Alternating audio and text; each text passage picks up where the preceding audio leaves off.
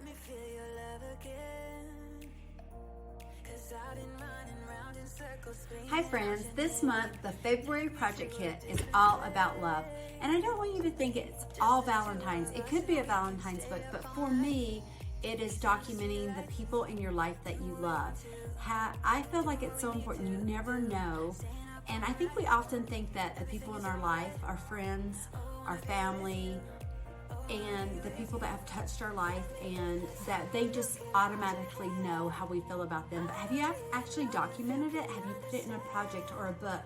And so what I did is I created this album, and it's really full and it's beautiful. And what I did is I went through and I took photos and I journaled and expressed my love for the people in my life that I just love so much. And this is my new collection, Love Actually, and it's year-round, and it's documenting the way you love and how you love. It's very interactive and personalized, and I just really feel like if you're looking for a project or something to tell the people in your life the way you feel about them, the love you have for them,